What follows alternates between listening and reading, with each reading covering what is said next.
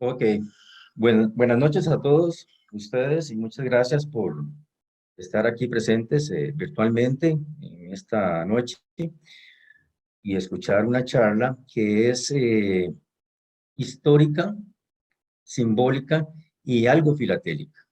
O sea, me voy a salir un poco del guión de mi oficina porque la emisión que voy a mostrar tiene mucho simbolismo, más que importancia filatélica. Entonces, para Costa Rica y creo yo que para el mundo es algo importante el mensaje que se da a través de esta emisión. Bueno, primeramente, pues quiero agradecer, además de su presencia, el auspicio de la FIP, de FIAF, de FENCORI y de mi oficina, que somos todos nosotros, y en especial a Henry y a Alfonso. Eh, Como decía, pues para hablar de este tema tenemos que recurrir hacia la historia del siglo XVIII, cuando San José se denominó inicialmente como la Villa Nueva, la Boca del Monte de Nuestro Señor San José. Era, como era muy común en aquel entonces y en toda Latinoamérica, poblada por campesinos alrededor de una iglesia y de una plaza.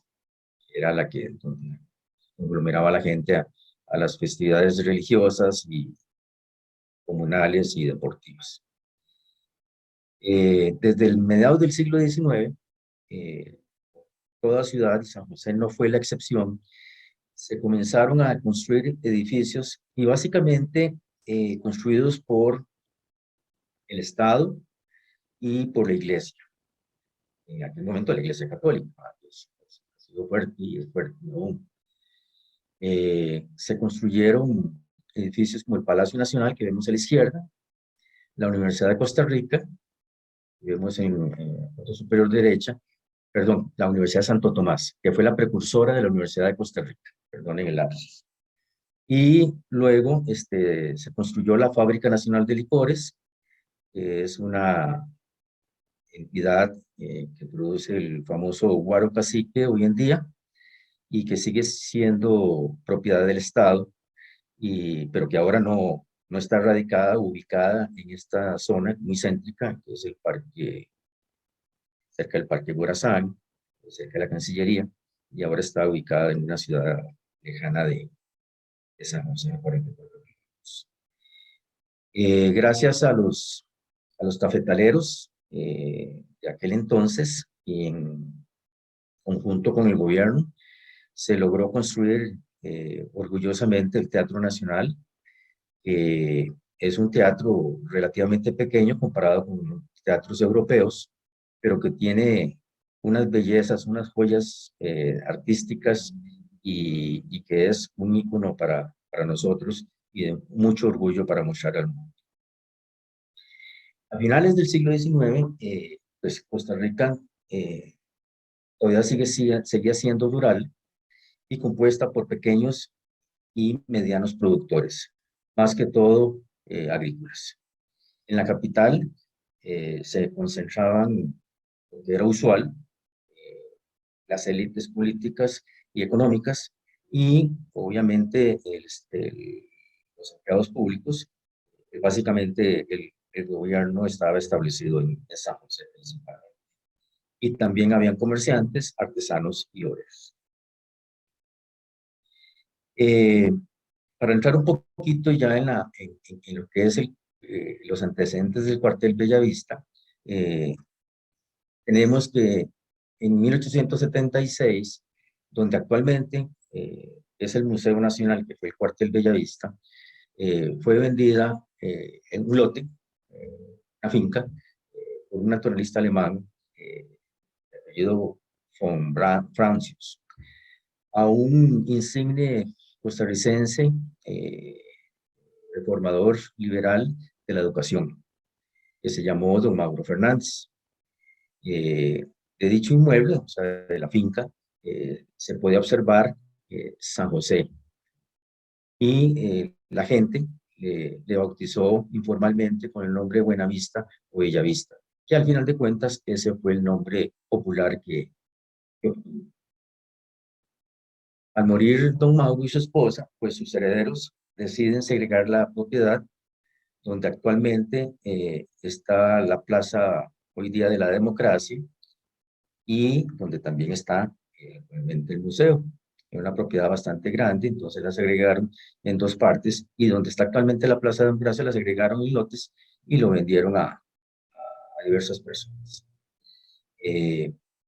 La casa que construyó don Mauro fue vendida en 1914 por la hija de ella, perdón, llamada María Fernández, quien estuvo casada con Federico Tinoco. Este personaje era el secretario de guerra y marina del gobierno que presidía don Alfredo González Flores. Este personaje Tinoco realizó un, un golpe de Estado a don Alfredo y lo derrocó en 1917.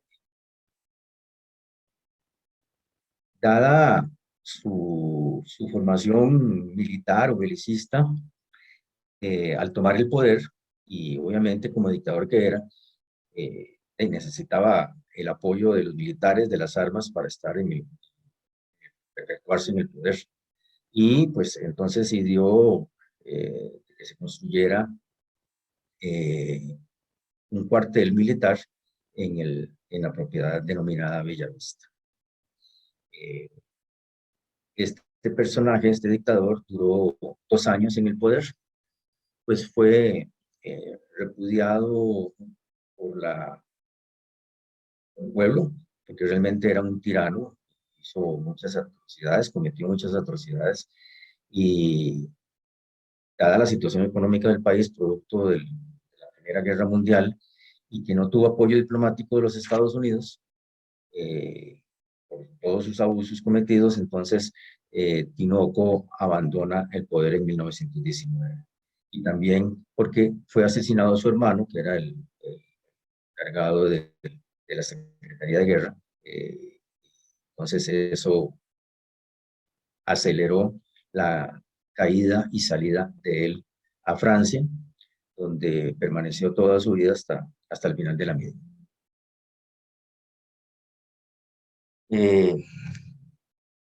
Costa Rica tenía un conflicto limítrofe con Panamá, y entonces eso lamentablemente llegó a encenderse en batallas o guerras.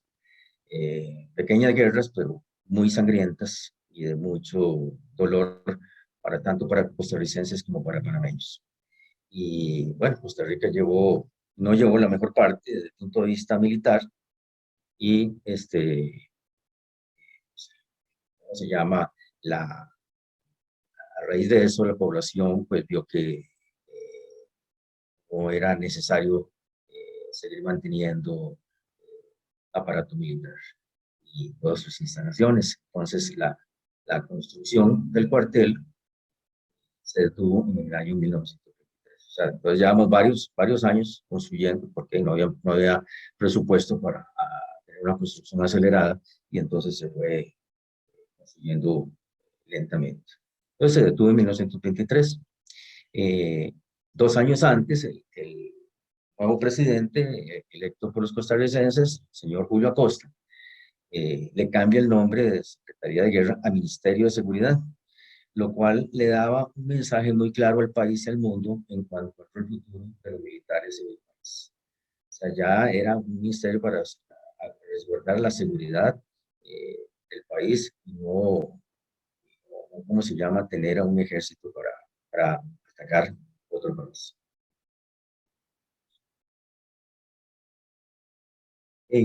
Durante otra presidencia, de otra administración de don Cleto González Víquez, de 1928-1932, se reinician los trabajos, logrando ser terminados en 1932. Venimos a un hecho relevante que sucedió cabalmente en 1932, pues hubo elecciones presidenciales entre Ricardo Jiménez Oriamuno, que es el que vemos en la foto, y su contrincante político, Manuel Castro Quesada. Este señor no aceptó los resultados de las elecciones y quiso cometer un golpe de Estado al presidente González y evitar la toma de posesión por parte de don Ricardo Jiménez. Entonces, eso, ¿cómo se llama? No tuvieron apoyo sus militares, liderados por este señor Castro Quesada, y se atrincheraron en el cuartel Bellavista, causando muerte y lesión a muchos costarricenses. Al final, este candidato perdedor depuso su levantamiento y reconoció el triunfo de don Ricardo Jiménez, y ese hecho se conoce en Costa Rica de manera popular como el Bellavista. El cuartel Bellavista, pues como cualquier cuartel que existe en todos los países, era una escuela de instrucción militar donde, pues aparte de los militares, vivían una serie de personas, obreros, administrativos, personal de apoyo, enfermería, que les servían a los militares, porque los militares tienen que estar apartelados. Cualquier problema que hubiese, pues tener todos unidos y así uh, realmente atacar las órdenes del presidente o del secretario de turno. Entonces, se podía considerar que era una ciudad en pequeño. Ahora bien, no nos imaginemos que estos militares costarricenses estaban excelentemente pertrechados. Realmente su equipamiento era básico, unos rifles, unos cañoncitos y paré de contar. En realidad, eh, no había presupuesto para sostener y luego, pues, no había la cultura de la milicia. Entonces, era una ciudad pequeña y esta ciudad pues tenía que tener comunicaciones hacia el exterior. Posiblemente tenían un telégrafo, una línea directa con la presidencia y con las principales autoridades del país, pero también existió una oficina de correos, o tal vez tal vez oficina de correos, es decir, mucho. Pequeñito lugar donde los militares podían enviar o recibir correspondencia de afuera. Y los militares algunas veces tenían que estar ahí semanas eh, viviendo dentro del cuartel. Entonces, aquí podemos observar un sobre muy especial, es de mi propiedad, de mi colección denominada Aeropuerto de La Sabana. Es el único sobre conocido en la actualidad con un matasellos del cuartel Bellavista, que, como lo vemos en la parte inferior, indica que es Regimiento 39 Bellavista. Esto es una joya filatélica que realmente es un sobre conocido, repito, y estoy bastante orgulloso de tenerla, y demuestra que sí hubo correspondencia eh, a través del cuartel Bellavista.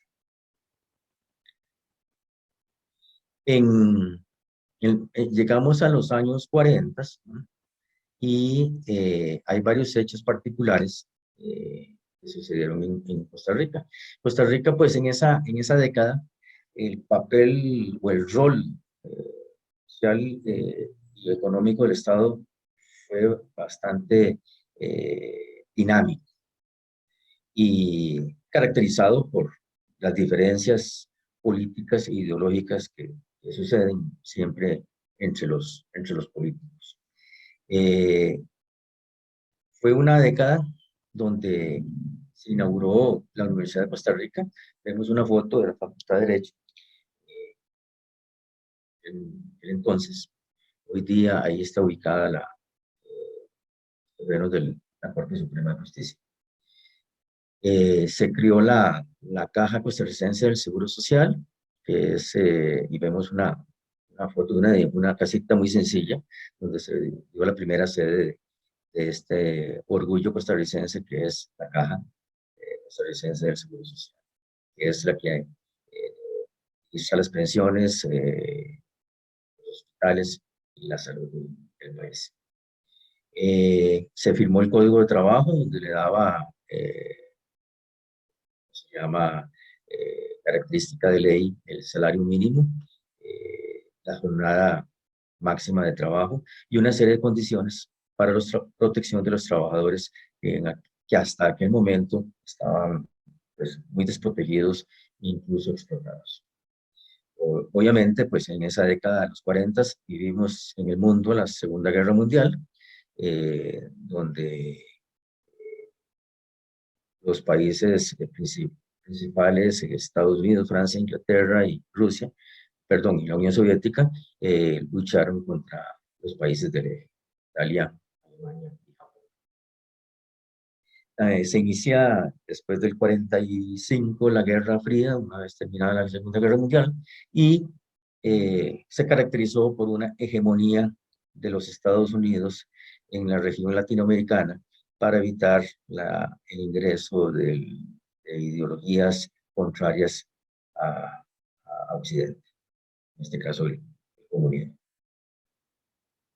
En 1948 hubo elecciones, cada 4 años se dan elecciones en Costa Rica, y en 1948, pues muy arbitrariamente, el Congreso anula las elecciones y entonces eso detonó una revolución armada en el país con el apoyo de países y de gobiernos amigos denominados de la Legión Caribe. El presidente electo, querían que tuviera la presidencia, se llamó Otilio Ulate, el que vemos ahí con la mano levantada. Eso, ese acto del Congreso catalizó que se diera un alzamiento, y entonces esa revolución que se dio, que duró 5 semanas, fue liderada por don José Figueres Ferrer, quien presidió una junta militar o civil, pero de carácter dictatorial, quien gobernó durante 18 meses y promulgó una nueva constitución y entregó el poder. Esto es algo muy característico, muy bonito de contar, porque una persona liderando un movimiento que derroca al establishment en ese momento, entrega voluntariamente el poder al presidente, a la persona que fue electa en las elecciones que fueron no reconocidas por el Congreso. Aquí tenemos es uno de los actos más importantes que realizó esa junta de gobierno, y vemos en la fotografía superior, es el cuartel Bellavista. Esa es la parte interna del cuartel Bellavista. Como vemos, algo muy sencillo. Y vemos al presidente, perdón, al líder de la junta, don José Figueres Ferrer, que presidía esa junta de gobierno, en un acto simbólico donde decidió entregar el cuartel a la Universidad de Costa Rica, ¿cómo se llama? Para la investigación, el rescate, protección, conservación y difusión del patrimonio, se denominaba en su totalidad como Museo Nacional. Vemos en la foto inferior el momento simbólico donde don José Figueres dio un mazazo a uno de los torreones del cuartel, y eso fue captado eh, por un fotógrafo que estuvo ahí presente en el preciso momento, y es la única foto que se tiene de ese valiosísimo acto del presidente Figueres. Eh, Ese hecho, digamos, cada 1 de diciembre, nosotros en Costa Rica conmemoramos eh, ese acto bonito de la demolición de los torreones, porque significó que Costa Rica respeta los valores democráticos, civilistas y pacíficos, y que estos recursos que estaban dirigidos a las armas se destinaran al desarrollo económico, social y cultural de los tipos.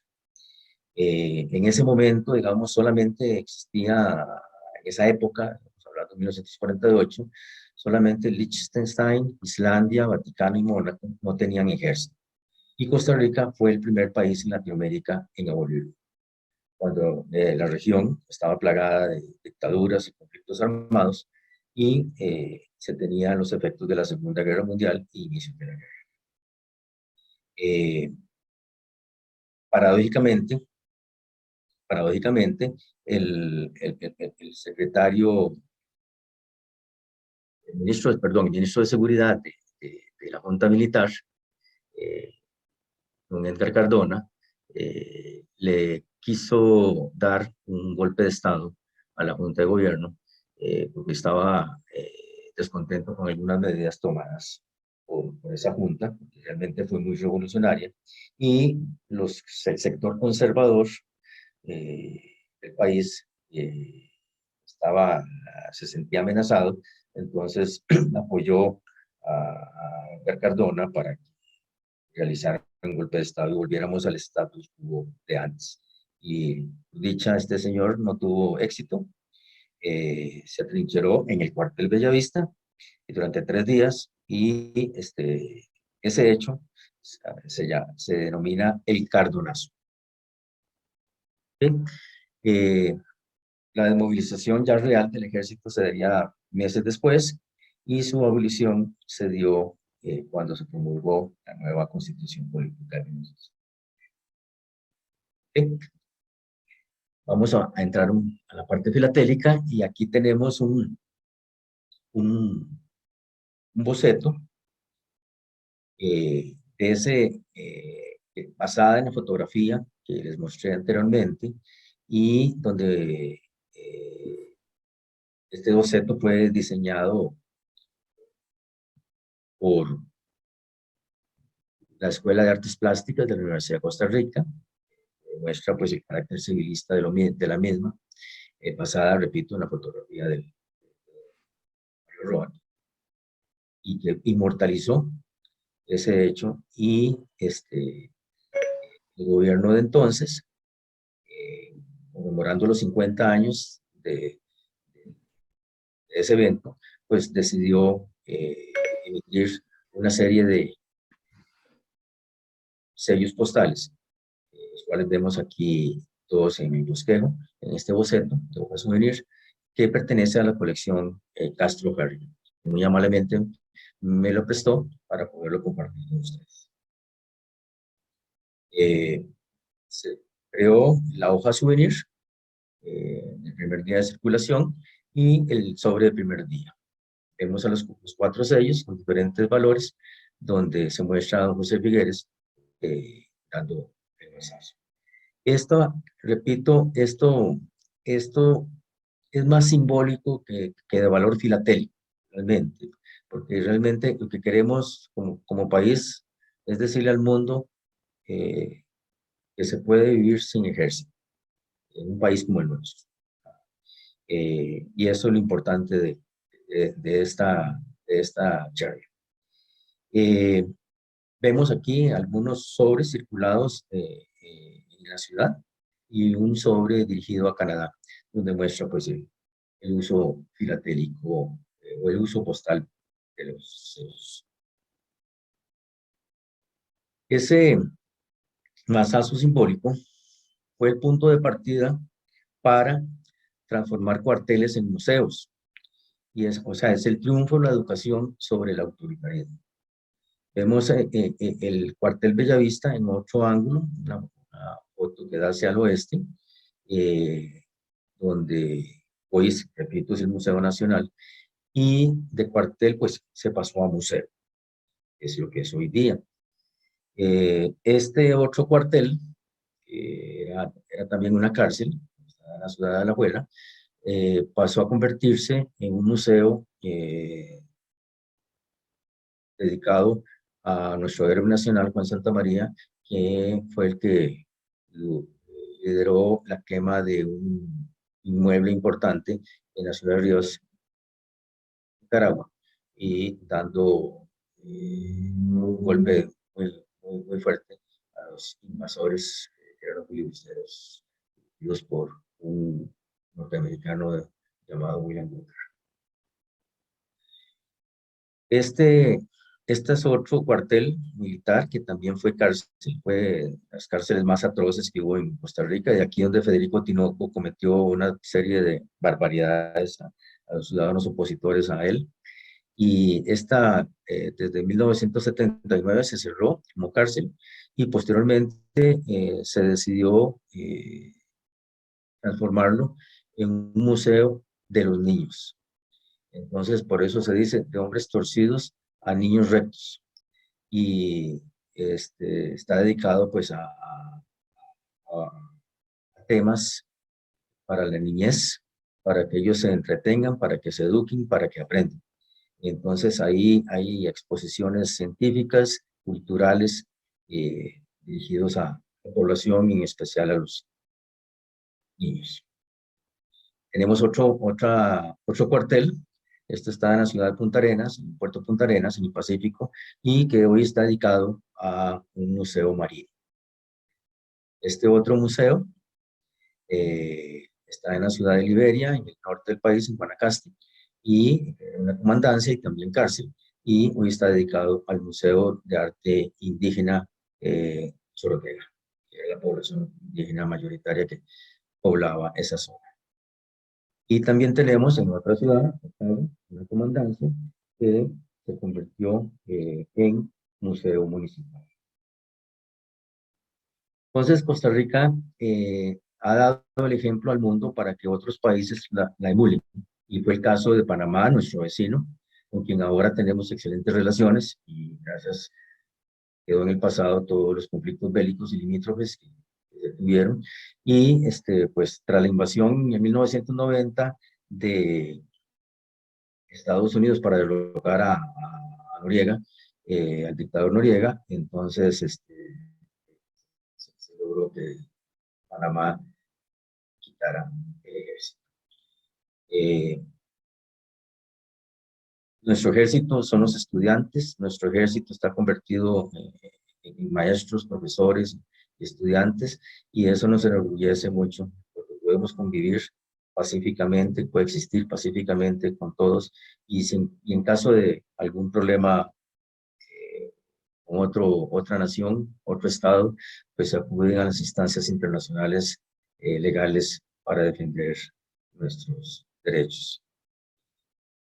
Ya para terminar esta breve charla, les leo este lindo mensaje de un filántropo y político japonés que lo leyó cuando en una de sus visitas a Costa Rica, específicamente en la Universidad de La Paz, en San José, indicó lo siguiente: dichosa la madre costarricense que sabe que su hijo al nacer jamás será solo.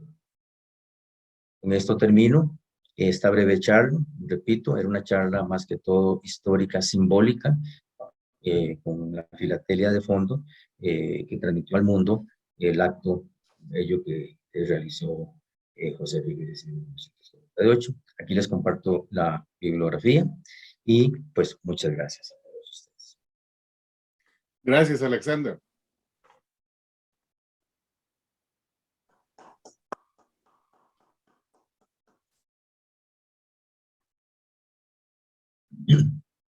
¿Habrán algunas preguntas para Alexander por ahí?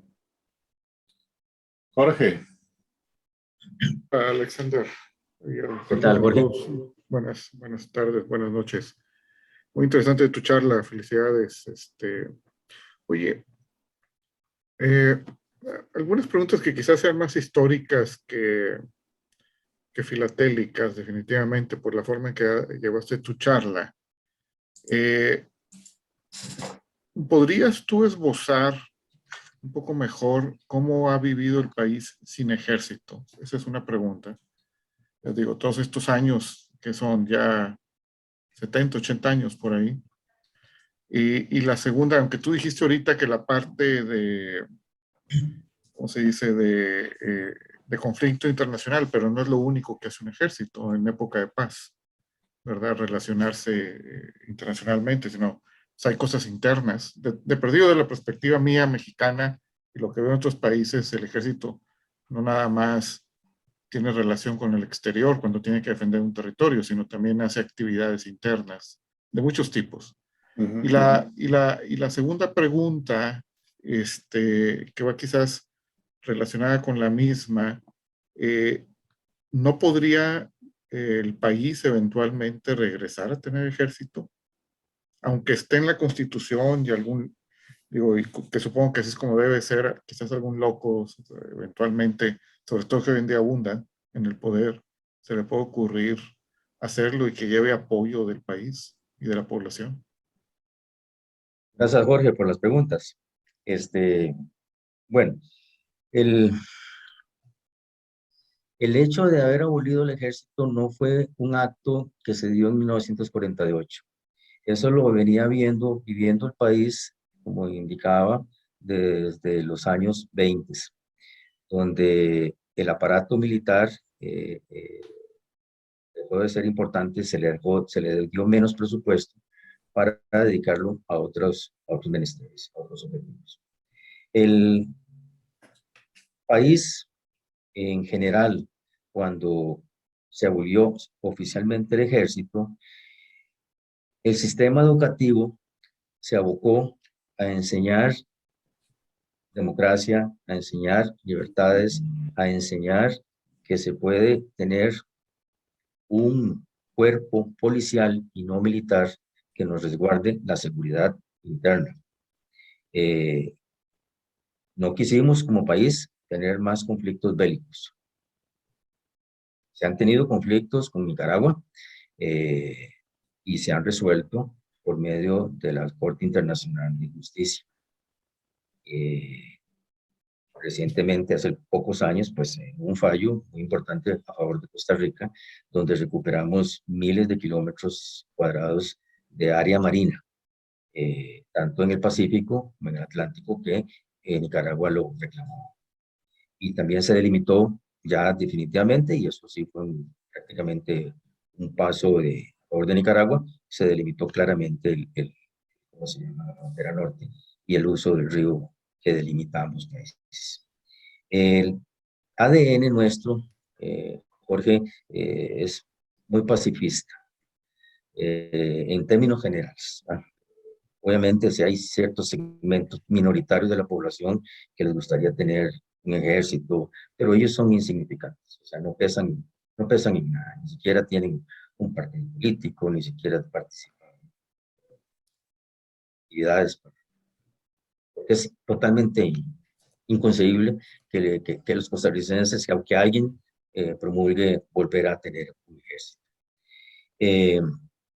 La Constitución, como bien se indica, en 1949 abolió el ejército y como digo nuevamente, nuestro ADN no permite ni siquiera pensar en un ejército. Realmente eso no, no lo veo nunca. O sea, nosotros somos, Jorge, tal vez bichos raros en el mundo, porque sí, no va con nosotros. No sé si con esto contesto tus preguntas. Sí, sí, muchas gracias. Digo, una población de 5 millones de habitantes, como es Costa Rica más o menos, pues debe tener diferentes ideas, ¿verdad? Y presentaciones. Yo lo veo en ciudades en México, de esa población, de esa cantidad de gente. Lógicamente quizás están un poco más concentrados, pero siempre está pensando con diversas intenciones, ¿verdad? Por eso hice la pregunta. Ok. Muchas gracias, Alexander. Aprecio mucho la respuesta. Qué amable. Gracias por tu presentación. Un gusto. Mauricio. Gracias, Alexander, por la presentación, muy interesante. Gracias. Dos preguntas. La primera, filatélica. Ese sobre que tienes con la cancelación del cuartel, ¿se ha podido saber cómo se manejaba esa oficina? Si era algún soldado que tenía entre sus responsabilidades clasificar la correspondencia o era algún empleado postal que tenía que ir al cuartel todos los días. Gracias. Gracias por la pregunta, Mauricio.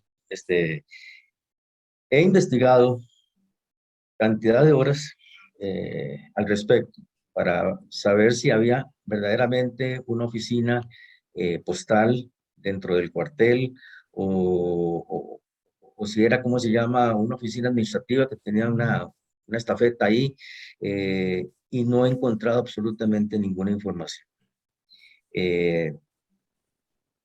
Realmente yo considero que debió haber habido pues algo oficial porque el matasello lo indica, ¿verdad? Tiene el regimiento Bellavista.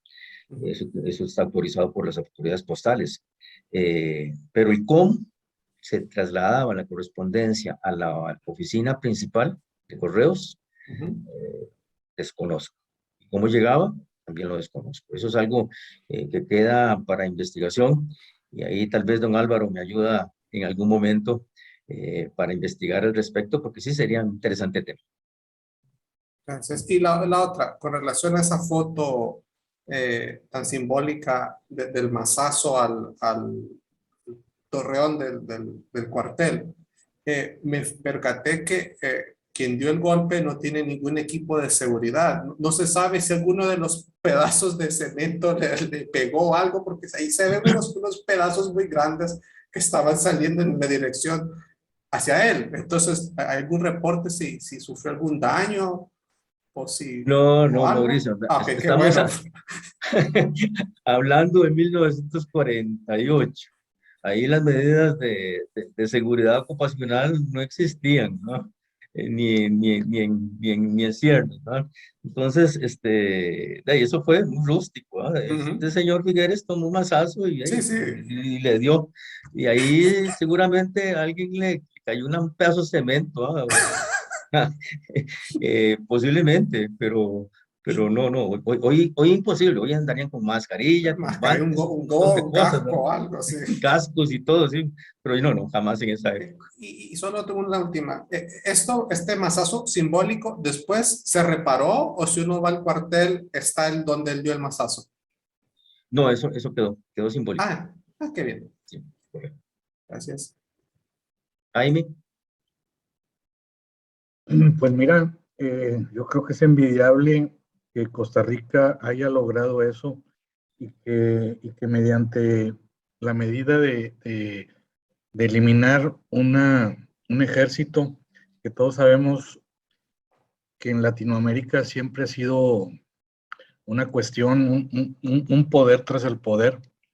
Qué bueno y los felicito que se haya tomado esa medida y que la hayan mantenido y adoptado como suya después de todos estos años. Pero mi pregunta va hacia el mundo que nos toca vivir ahora.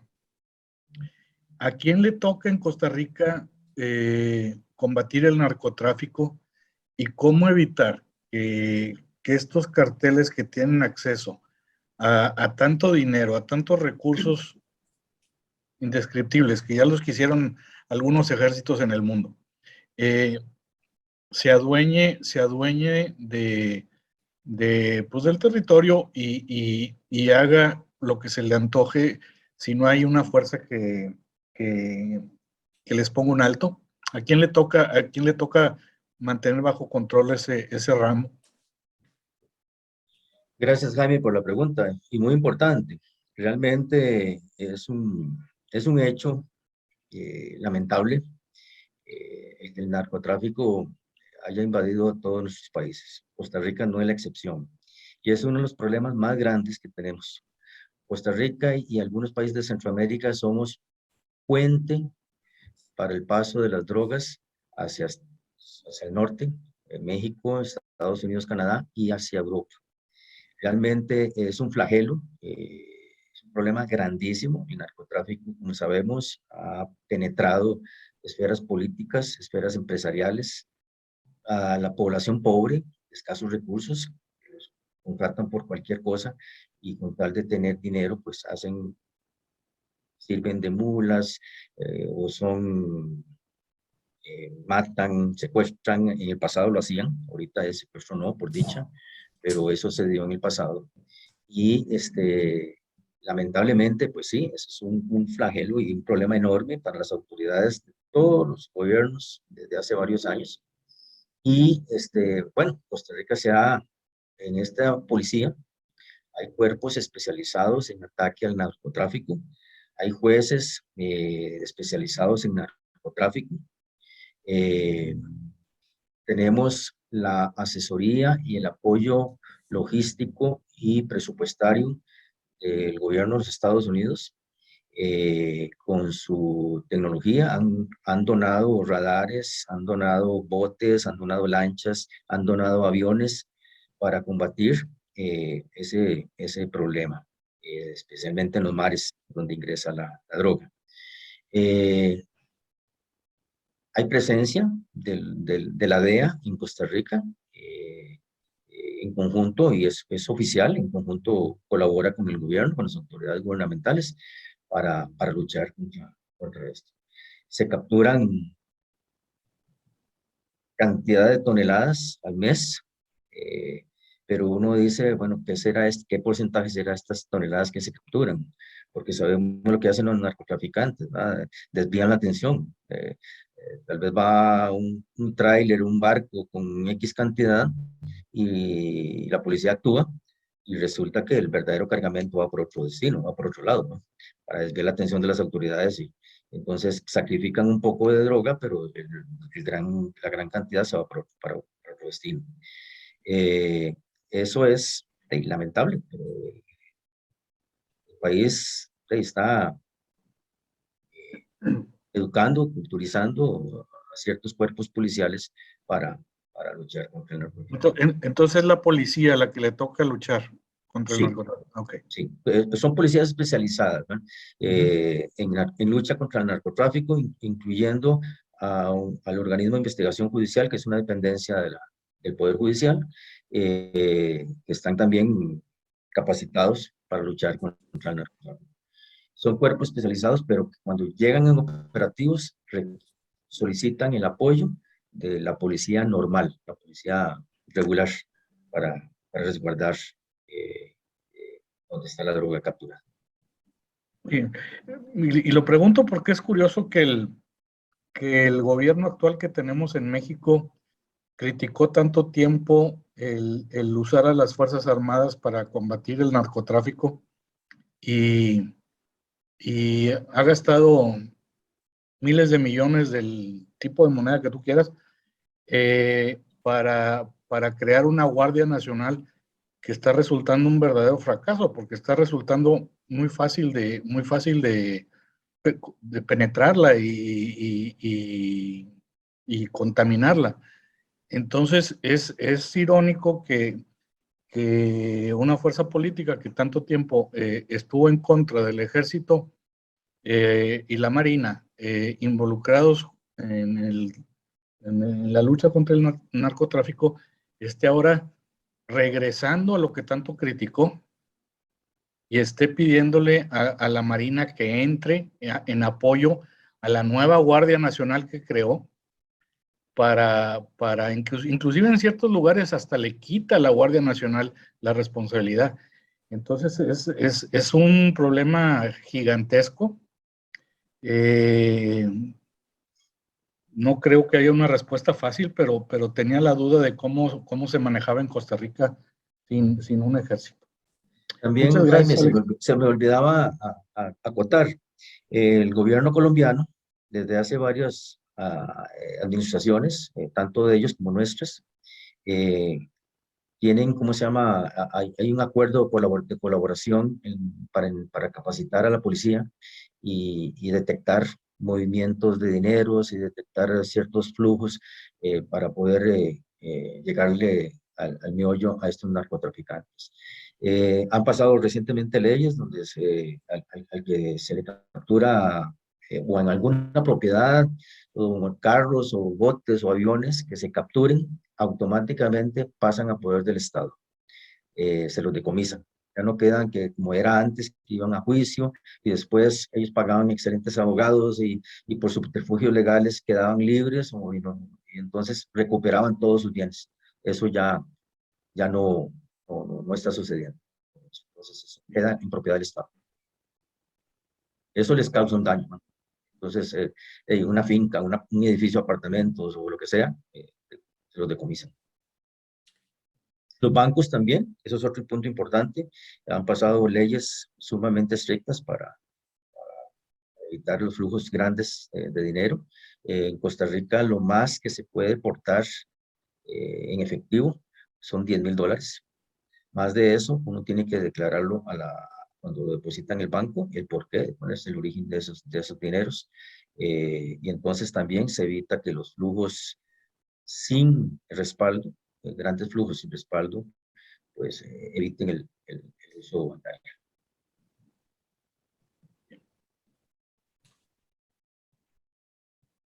Solo un comentario ahí ampliando esa parte, pero todo eso que describes, Alexander, es normativo y existe en todos los países independientemente de un ejército, pero creo que el comentario de Jaime es bien interesante porque en realidad estos grupos de tráfico, de armas, narcotráfico, cualquier cosa ilegal, es una cadena, ¿no? Entonces Costa Rica viene a ser un eslabón y de repente en el camino.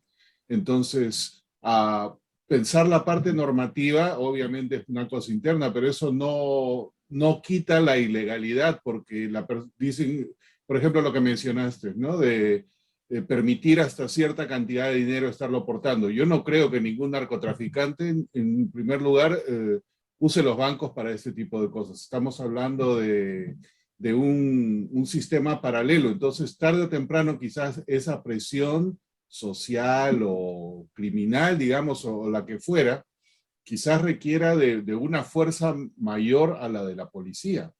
Entonces, mencionaste la DEA y me parece, estaba googleando aquí a ver si había una base militar americana en Costa Rica y no sé si esto será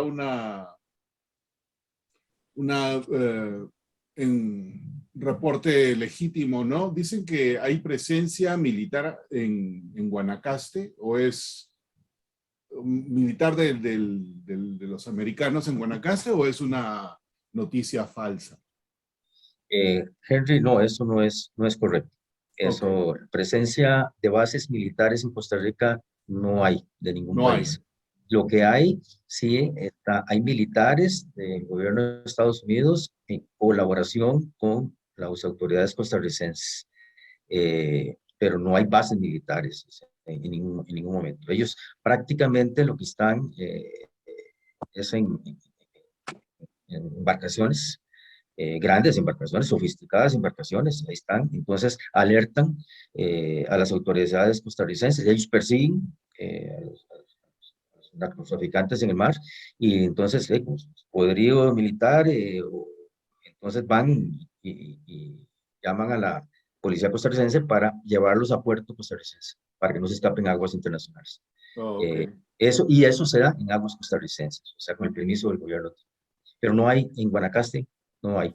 No hay. Eso lo hubo no como base militar, sino que eso fue en la guerra, en la contrarrevolución hacia Nicaragua, cuando los sandinistas estaban en el poder y la contra era muy beligerante, muy importante. Entonces sí tuvo apoyo del gobierno de Estados Unidos, esa contrarrevolución, con la anuencia del gobierno costarricense. Pero base militar no había, lo que éramos campamentos logísticos, pero no de armas, vamos. Ok.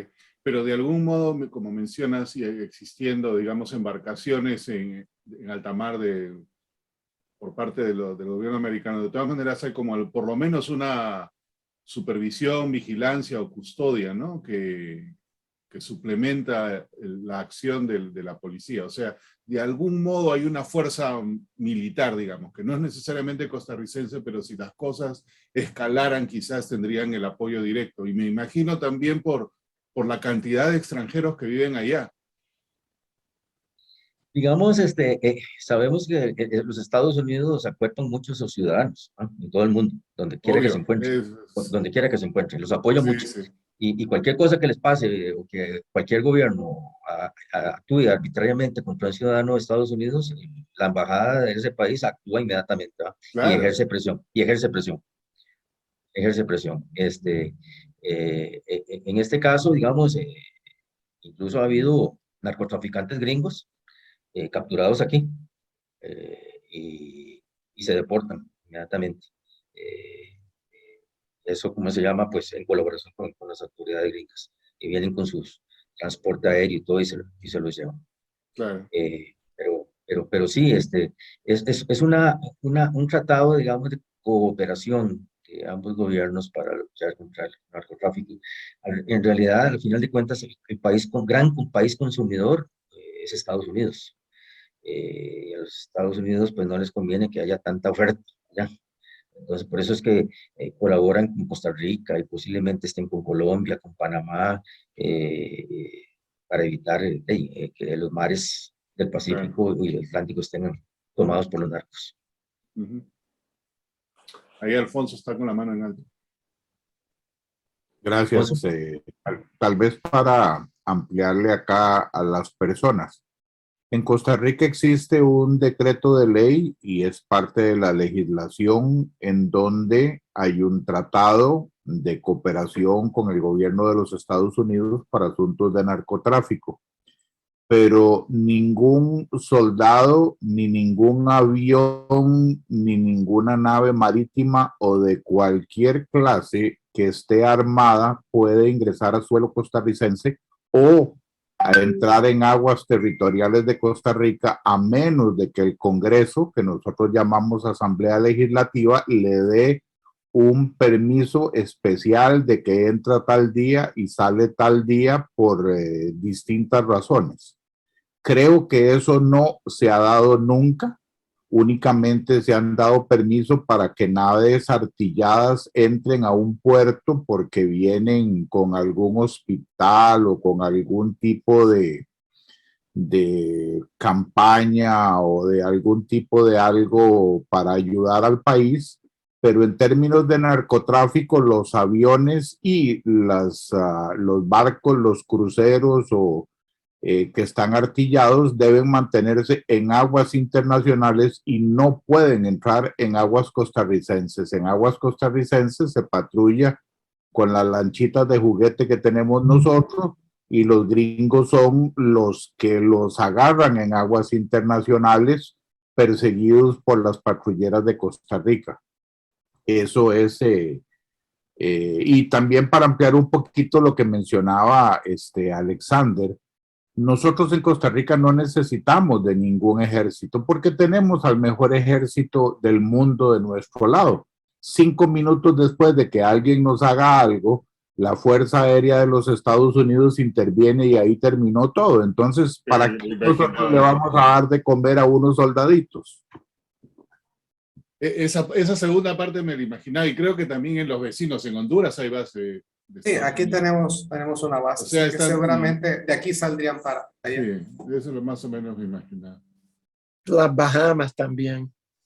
Sí. Y ahí también vi, Alexander, que no sabía que Panamá no tenía ejército, lo había reducido. Sí, lo abolió y se convirtió en un cuerpo policial. Wow.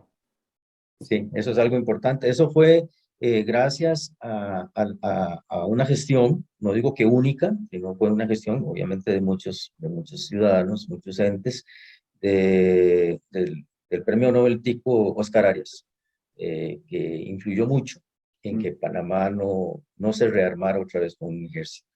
Porque sabemos los ejércitos en estos países que los sostienen a dictadores, Lo vemos en Venezuela, que está sostenido Maduro por el ejército. En Nicaragua está sostenido Ortega por el ejército. Y así otros países, ¿no? Lamentablemente. Así es. Jorge. Sí, regreso. Ahora cambiando de tema, yo sé que quizás el tema político social sería interesante, pero me vino a la mente ahorita mientras estaban comentando varios temas lo siguiente. No sé si ha permitido el país, el Servicio de Correos de Costa Rica, estampillas de lucha contra el narcotráfico o de festejo de no tener ejército, o de esos temas relacionados. En México sí hay varios. Entonces, por eso hago la pregunta, ¿verdad? Hay varias estampillas que conmemoran eventos de ese tipo. No sé si en Costa Rica existen. Bueno, en Costa Rica, pues sí existe. En 1998 mostré estas 4 estampillas que conmemoraban el 50 aniversario de la abolición del ejército. Que es pues, un hecho importantísimo, ¿ah? Contra la lucha, sellos emitidos a favor de la lucha contra el narcotráfico que yo conozca, no ha habido. No ha habido. Muy bien, muchas gracias. Qué amable. Gracias, Jorge. Fernando. Haz en mute, Fernando. Y ya. Quería preguntarle a Alexander si usted tiene porque me dice que, o usted lo cuenta, que cuando adquirió ese sobre con ese matasellos, que es único, pero me gustaría conocer un poco la historia sobre la consecución de él. O sea, quien lo tenía alguna otra referencia sobre ese tipo de correspondencia, o hay alguna historia relacionada con eso, dado que el hecho de que sea prácticamente único, que no haya ninguno otro, lo hace ser muy especial. Pero tenía la curiosidad de saber si de quien lo obtuvo tenía una historia sobre ese sobre. Gracias, Fernando, por la pregunta. En realidad, yo adquirí este sobre de material que fue propiedad de George Meyer. Él, cuando murió, sus familiares realizaron la subasta de todo su material, amplísimo material de Costa Rica, y la persona que compró, adquirió parte de ese material, me la vendió a Costa Rica. Esa persona no se percató que iba a ese sobre, porque vio que era de una serie de 1940, Aeropuerto de la Sabana, que para ella no tenía esa persona, gran importancia filatélica, porque el material de Meyer era del siglo XIX, eran joyas y de inicios del siglo XX, era muy importante esa gran cantidad de material. Entonces, este otro material de 1940, yo lo adquirí, inclusive, lote como de 10 sobres, de acuerdo, aproximadamente 10, 12 sobres.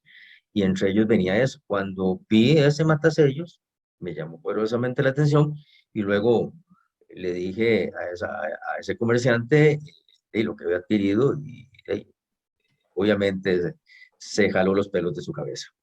Se le escapó ese matasellos, ese sobre. Gracias, Alexander. Todo gusto, Fernando. Mauricio. Alexander, con relación a esa misma pieza, bueno, el sobre que nos mostraste único, pero ¿ha aparecido algún fragmento, algún sello lavado con esa cancelación o tampoco? Bueno, yo he conversado con varios filatelistas costarricenses, entre ellos don Álvaro, don Luis Fernando, que está ahí presente, y con otros filatelistas avesados de Costa Rica, y ninguno había visto un sobre con ese matasellos. Entonces se considera, pues por eso yo lo considero como joya filatélica. Gracias. Y finalmente otra preguntita rápida. Una vez que se desarticula el ejército y todo, los archivos, asumo que todavía existen para, ya buscaron en archivos o no hace ninguna mención de eso, o hay alguna laguna que pueda justificar que en esta laguna del archivo puede estar lo de la oficina postal. Posiblemente, Mauricio, en el Archivo Nacional haya alguna información al respecto, pero ahí solo tienen acceso los historiadores y los, digamos, científicos. Tienen que tener un permiso de la institución para poder investigar en los archivos. Para uno que no es historiador, simplemente que es un filatelista, pues difícilmente o imposible accesar a esos archivos. Y tampoco lo he visto digitalizado. Que también es una forma ¿cómo se llama?, de accesar a la información, y todavía no. Entonces, sí, si don Álvaro puede aportar algo más al respecto. En realidad no tengo, nunca lo he visto antes. Para mí fue una sorpresa, una agradable sorpresa. Sí. Ahí está Luis Fernando, yo lo veo muy calladito y estoy seguro que él tiene que tener información. ¿Cómo está Luis? Sí, claro, ya Saprissa va ganando 2-0, tengo que estar calladito. ¿Estás hablando en serio? Sí. No, o sea, ¿Cómo van ganando 2-0 ya? Acaba de Sí, empezar el partido. Sí, sí, sí, sí. Ay, María. Ni sé quién metió el gol. Pero no he dejado de ponerle atención a Alexander y a las inquietantes comentarios. Hay muchísima cosa. Esto yo creo que en su momento habrá que continuar investigando. Para empezar, la primera pregunta, la de Jorge Weiss, es una pregunta que se las trae. Yo sé que Alexander estaba resumiendo, pero ¿qué significa vivir sin ejército? Bueno, un poco Alexander lo contó cuando en el año 82-83, en el gobierno de Luis Alberto Monge, los gringos trataron de imponernos una base y tuvimos dentro del gobierno un quiebre importante, perdimos ministros que rechazaban la intervención bueno, digo los nombres porque son conocidos y además es gente buena. Ángel Edmundo Solano, nuestro ministro de Seguridad, tuvo que renunciar porque el presidente Monge le estaban hablando en el oído los militaristas que querían que el ejército gringo entrara. Esa es una, pero así como esa, en el año 56, no fue el ejército de Estados Unidos, fue la OEA la que intervino para impedir la invasión de Somoza desde Nicaragua con algunos disidentes del espíritu nacional. O sea, hay todo un montón de historia que contar. Yo sé que Fernando Elizondo la conoce, digamos, es lo propio del mundo en que él y yo hemos vivido los últimos años. El estudiar este tipo de cosas, pero podrías pasarse toda la noche solo en la primera pregunta. No quisiera dejar la palabra sin hacer un par más de pequeños comentarios. La serie conmemorativa del Masazo que Alexander ilustró, en realidad es un diseño de una tesis de grado hecha por 3 estudiantes, fabulosos ellos, pero en el grupo destaca Ana Grace Jiménez, que es la principal restauradora de sellos y sobres de Costa Rica. Ese diseño es un diseño fabuloso. Por supuesto, el director de tesis no necesitan ustedes que yo les diga quién fue. No era director, era lector de la tesis. En Costa Rica hay varias tesis que se han hecho en el tema de diseño de sellos, no muchas, pero algunas. Es la única, como bien decía Alexander, que conmemora el hecho, pero lo conmemora gráficamente porque el nombre de la emisión es el 50º de la Segunda República. O sea, lo que se está conmemorando es un evento político más grande, que es la creación de la Segunda República. Hola, Anita. Y se usa como ejemplo de la Segunda República lo más bien. se usa como ejemplo de la Segunda República la abolición del ejército. Bueno, sobre estos temas podría uno hablar toda la noche. Ahora, sobre el sobre y archivos nacionales, un solo comentario chiquitito. Yo tengo dudas de que hubiera una oficina de correos, y yo creo que alguna vez yo lo comenté con Alexander, que hubiera una oficina de correos en el cuartel, por una razón muy sencilla, porque los militares no permiten en sus cuarteles oficinas de otras dependencias. Lo que había era una asignación de una tarea militar a un determinado grupo o una persona que tenía a su cargo la estafeta. Esa es una hipótesis, pero es una hipótesis válida a partir de la conducta de los militares. Y la otra cosa alrededor de eso es archivos nacionales. Yo tengo la impresión de que los archivos del Bellavista no llegaron a archivos nacionales, pero esto es una impresión mía. Alguna vez alguien anduvo buscando y la idea es que eso mucho se destruyó. Y se destruyó en distintas épocas. Alexander ilustró cómo hubo distintos momentos catastróficos, el Bellavistazo, el Cardonazo, y los explicó muy bien, en los cuales hubo destrucción de documentos. No podían guardar documentos, especialmente los traidores. Los traidores no podían permitir que las listas aparecieran. Bueno, y después el tema cultural, que este es el grandotote, y Jaime Benavides hizo la pregunta. El grandotote es la cultura. Yo creo honestamente que el tema en Costa Rica no es narcotráfico, pero es un problema mío, es un problema que lo discutimos nosotros en el Centro de Estudios Democráticos de América Latina, en CEDAL, muchas veces, y tenemos diferencias de puntos de vista. Yo creo que el tema cultural de Costa Rica no anda por ahí. Creo que el tema cultural anda más por el lado de la diferencia esencial que hay con nosotros y México. En mi época mexicana, a mí me tocó pasar varios 16 de septiembre en la Ciudad de México y ver los desfiles y los aviones y los tanques y toda la cosa. Y yo siempre hacía la pregunta ingenua del costarricense. ¿Para qué quieren los mexicanos ejército? Jaime y algún otro lo explicaron muy bien, para seguir el narcotráfico, la siembra de marihuana en Oaxaca, lo recuerdo como si fuera hoy. Pero nosotros en Costa Rica lo que decimos es, ¿para qué un ejército que por más grande que sea siempre va a ser aplastado por el vecino que tiene uno enorme? ¿O para qué un ejército para aplastar nosotros al país pequeño que nos queda hacia el sur? O sea, la razón de ser del ejército es la defensa del territorio o la agresión militar de carácter imperialista como el señor Putin, ese es otro tema. Pero la razón esencial de la existencia del ejército es la defensa del territorio, la seguridad nacional. Cualquier otra razón es una razón inventada para legitimar el poder en manos de algunos cuantos que tienen armas. Pero bueno, los países tienen derecho a hacerlo con base en su formación cultural. Eso es lo que tenemos que entender, que las culturas son diferentes. Perdón por haber extendido, Alex. Aquí siento que debo de intervenir, Luis Fernando, porque estás dejando fuera algo importante y ahora que acabas de tocar a México. El ejército mexicano tiene un prestigio muy alto con la población en general al momento de un desastre natural. Ellos son los que traen víveres, ellos son los que tratan de guardar el orden público cuando las autoridades locales se ven rebasadas.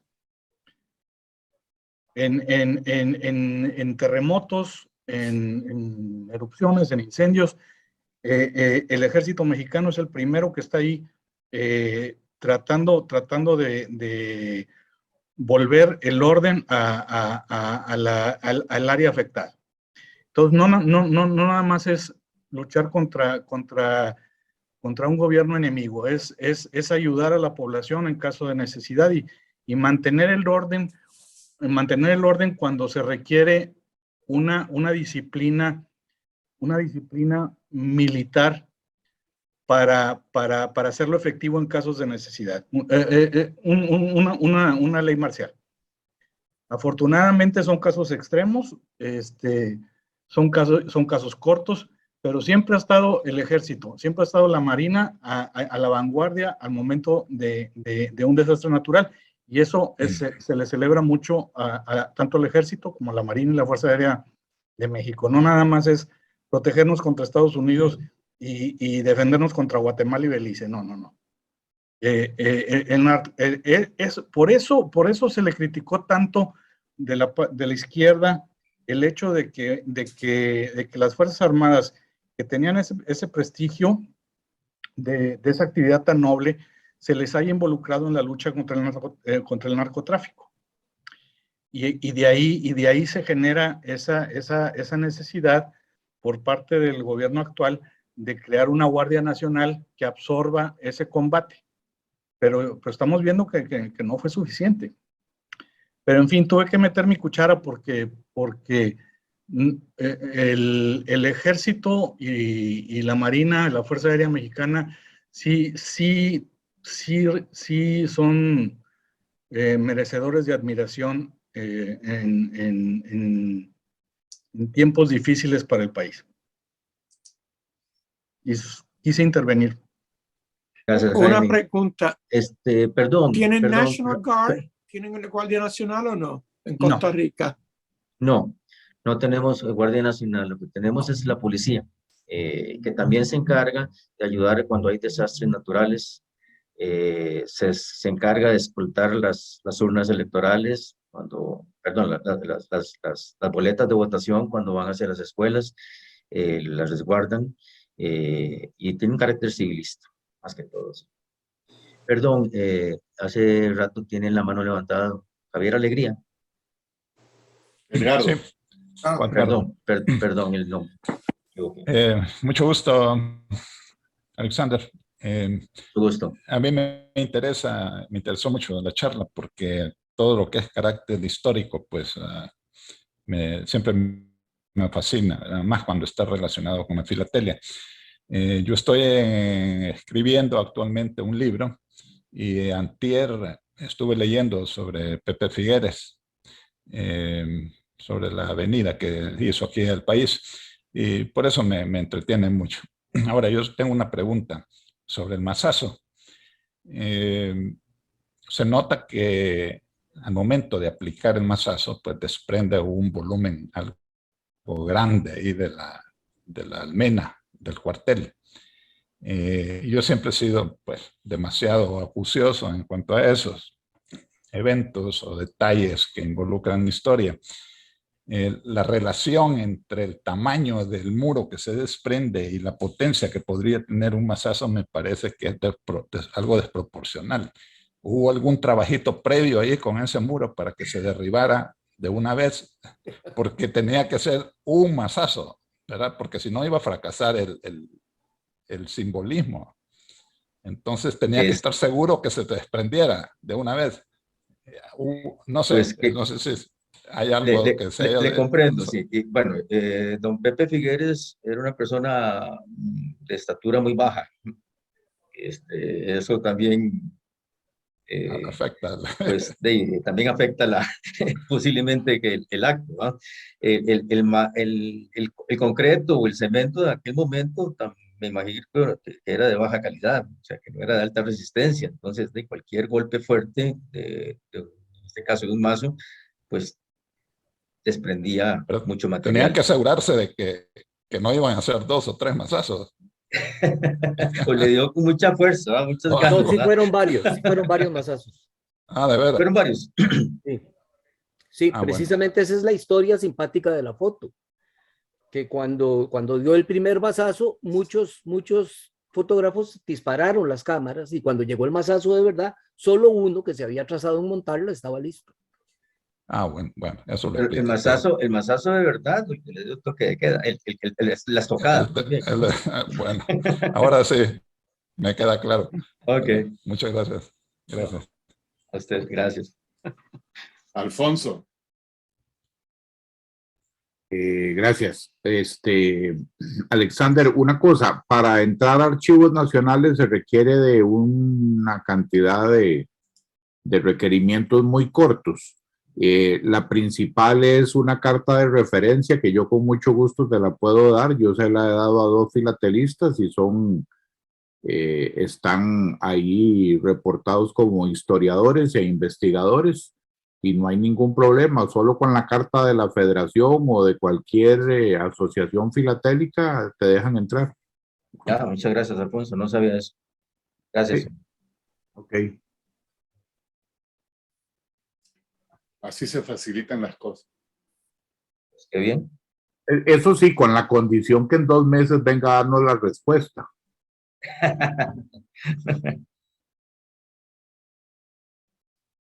Así es. Juan Carlos.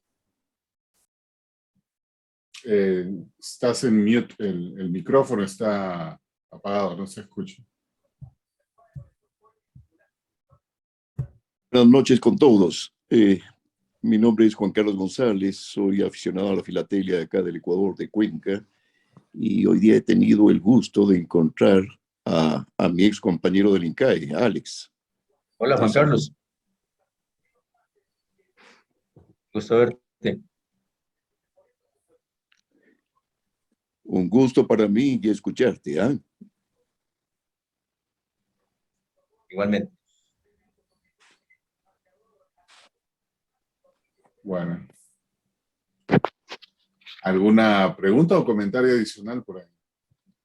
Miguel. Yo voy a ir a ver si a Saprissa le pueden empatar por lo menos.